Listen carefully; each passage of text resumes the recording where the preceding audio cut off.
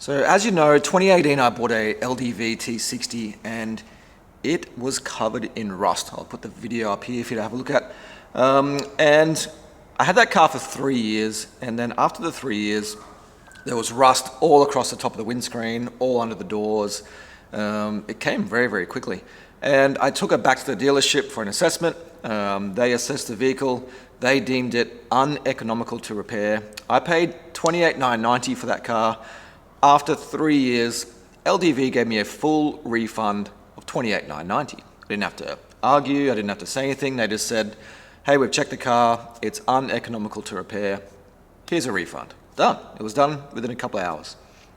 And I couldn't fault that service. I couldn't think of another manufacturer that would have that level of service when it comes to a warranty claim or having a payout like that.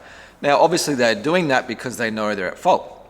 And if they didn't do that, they probably wouldn't have a business model. They would have got shut down a long time ago. But as we know, LDV has now got themselves in trouble with the ACCC. So I did a video about it earlier. I just want to dive in a bit further because I had a customer come through yesterday picking up a hire car, and he had an LDV. And just yesterday, he received his payout for a rusty vehicle. He paid $31,990. Same deal, he had it for a couple of years and it was deemed uneconomical to repair. And they also gave him a full refund. And he just received that money yesterday. It was only just last week. So LDV seems to actively still be processing these warranty claims as full refunds. So I want to dive a bit deeper into the clash with the ACCC and just see what LDV's side is, because what it seems like is that LDV still is taking responsibility for it. They know that it's an inferior product. They know that the product they brought to market in Australia wasn't made for Australian conditions, hence the reason they're refunding so many people. Now, I'd imagine, the refund dollars would be massive, so I don't know how they're making profit off that. I guess it'd be some type of insurance on their end, maybe. I don't know how dealerships work or manufacturers work. But I want to dive a bit deeper on this and just talk about this clash with the ACCC. So the LDV set to clash with ACCC in court for alleged rust of the T60 ute. Advertisements of the LDV T60 are allegedly misleading to consumers, claims from the ACCC due to the model's supposedly high rust and corrosion. So, according to the ACCC release, both models were depicted in advertisements that implied the LDV models were durable and tough, and that they are suitable for use in, near, or on a variety of environments and off-road terrains. So what they had done is that LDV had posted videos and photos of this LDV T60 model in farms, beaches, going through water, and obviously if you did that, the car would rust out pretty quickly. And that's what they've found. So the ACCC is saying it's false advertising, and I guess I'm no legal eagle, but it looks pretty clear to me. Now, on LDV's part, this is the part I didn't really know. Their general manager has said they'd already been working to remedy the known issues, even before the court proceedings are initiated. So, as we know, like I just said with me, that I had a payout. The customer I met yesterday just got his payout. It says for 18 months, LDV Australia has been engaged in good faith discussions with the Commission in an attempt to resolve its concerns and to provide remedies to consumers. It is disappointing this process has ended in these legal proceedings.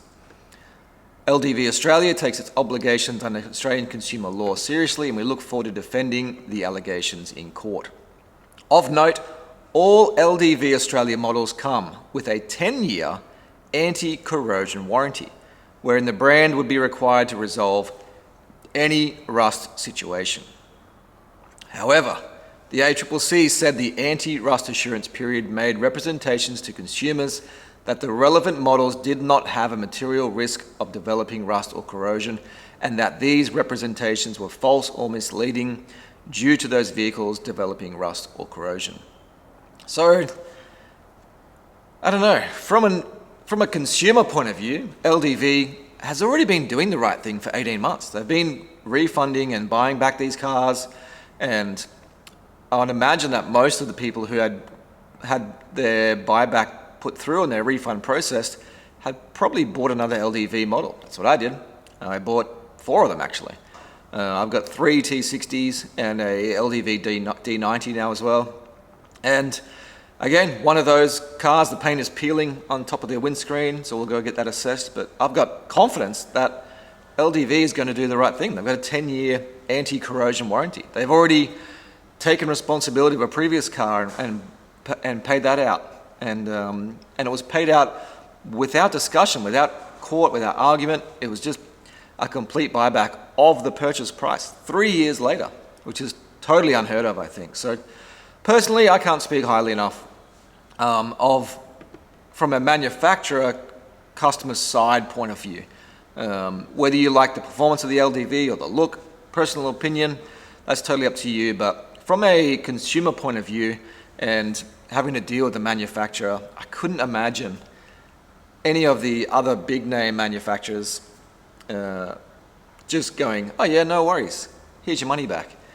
I couldn't imagine a situation like that. I'd be interested to hear if anyone else has had any larger, well-known brands with manufacturer warranty issues and how that went for you, because I could probably rest assured that there was no buyback periods of those vehicles. I've certainly heard of a lot. I'm in the motor industry, so I certainly hear of a lot that go through that I just battled against time and time again.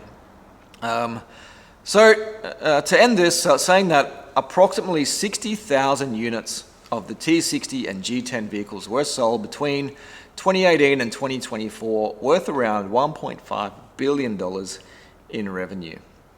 So it's a lot of cars, and interesting up to 2024. So all mine were bought my last ones were 2023, so I'd imagine I'm going to have some issues with those cars. And you know what I'm going to do?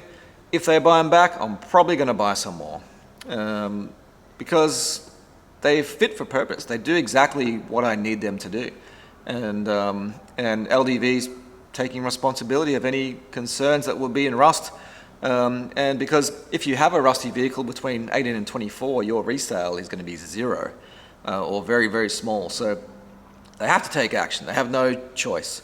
So interested to hear if you've had an experience with LDV. Did you get a buyback? Have you had issues trying to get it through? Or also if you've had issues with other manufacturers. Let's open up the discussion. I'd love to hear all about it, and I'll see you in the next one.